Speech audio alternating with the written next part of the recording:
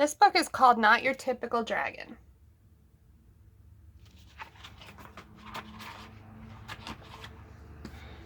Crispin Blaze was born into a proud family of fire-breathing dragons. Every blaze breathes fire, explained his father. I breathe fire, your mother breathes fire. Tomorrow, when you turn 7, you'll breathe fire too.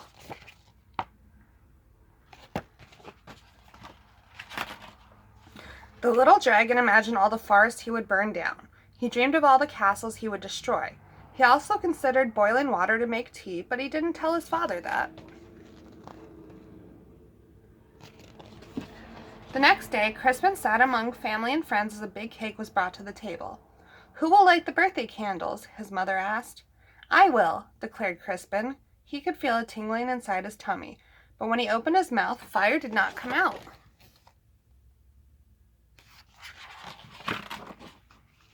Whipped cream came out. "Crispin," shouted his father, "dragons breathe fire." "What will the neighbors think?" worried his mother. "I love whipped cream," said his little sister Ashley. That's a lot of whipped cream. The little dragon was whisked off to the doctor the very next day. "Please fix my son," demanded Crispin's father. "What seems to be the problem?" asked the doctor. Crispin opened his mouth and breathed, but fire did not come out. Band-Aids came out. "I see," said the doctor gravely. "Dragons should breathe fire," insisted Crispin's father. "We were low on Band-Aids," mumbled the nurse. The doctor sent Crispin home with medicine. He swallowed 2 teaspoons before going to school. "It will help you become a real dragon," said his father with a wink. After school, Crispin joined his first fire-breathing practice.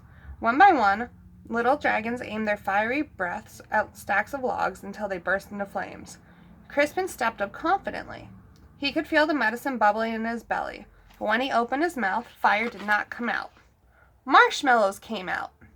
"Dragons breathe fire," yelled the coach. "Isn't that right, class?" The other dragons didn't answer. They were too busy looking for pointy sticks for marshmallow roasting. "I guess I'm not a real dragon," Crispin thought. He worried that his family would be disappointed, so he ran away from home.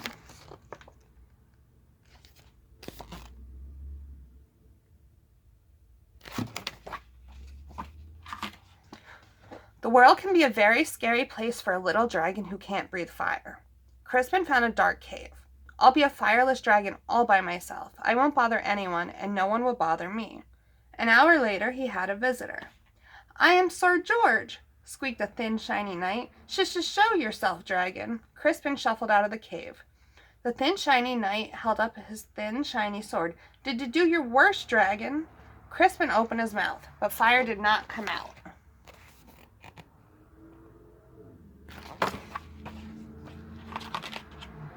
Soap bubbles came out. "Don't you breathe fire, dragon?" Crispin shook his head. "I can't." Sir George moaned. "But my father insists that I fight a fire-breathing dragon. It even says here in my book that your typical dragon breathes fire." "I'm not your typical dragon," Crispin explained. Sir George sighed. "I can't go home." "Me neither," Crispin nodded, but then he had an idea. "Maybe your book could tell us what to do."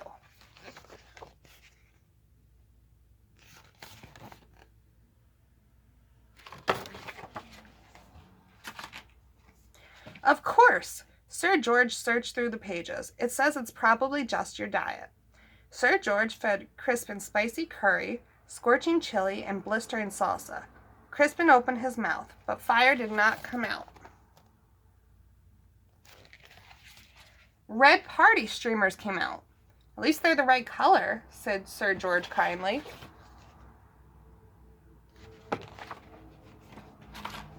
Sir George searched through the book again. "Aha! It says it's probably your attitude." Sir George showed Crispin how to look mean and angry enough to breathe fire. Crispin opened his mouth, but fire did not come out.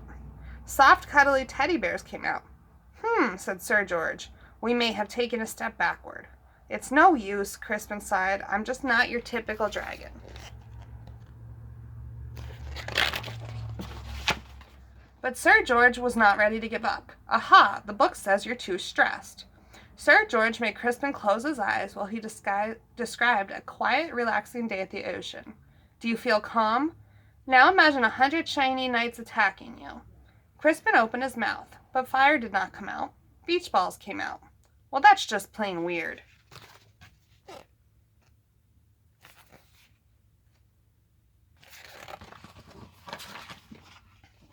Secretly, Sir George was glad that Crispin couldn't breathe fire.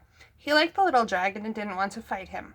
Crispin liked the shiny knight too, but he missed his parents. Sir George, it's getting dark. I want to go home. The shiny knight patted him on the back. Don't worry, little dragon. I will take you. Crispin's parents were relieved when he arrived home safely. Sir George was about to say goodbye when they heard a shout. There you are, boy. Why on earth are you playing with a fire-breathing dragon? He's my friend, Father, whispered Sir George, and besides, he doesn't breathe fire.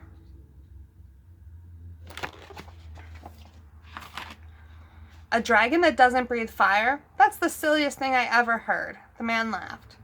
Crispin's father stormed out of the house. My son is not silly. He may not breathe fire, but I certainly do. Crispin's father left out a powerful spray of flames.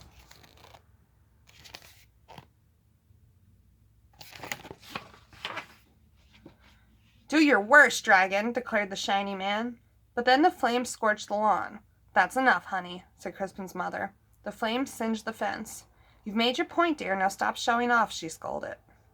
Then the flames ignited the roof. Crispin's father panicked. I can't stop breathing fire. You'll burn our house down, cried his mother. You'll burn down the whole neighborhood. Dragons came running from all directions. They knew how to start fires, but no one knew how to stop them. Crispin suddenly felt a tingling in his tummy. He felt a bubbling in his belly. He opened his mouth, but fire did not come out.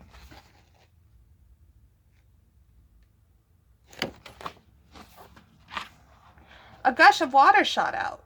Crispin aimed the water at his father's flames. He saved his homes, and he even saved the shiny man who wasn't looking so shiny anymore. Hooray for Crispin! Everyone shouted.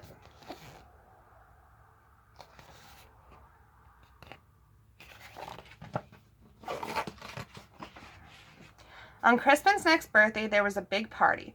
Family and friends came from all over the land. Sir George and his family came too. Lots of dragons were dancing. Crispin stood with his mouth wide open.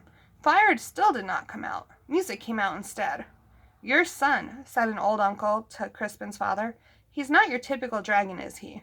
No, replied Crispin's father proudly. My son is something special.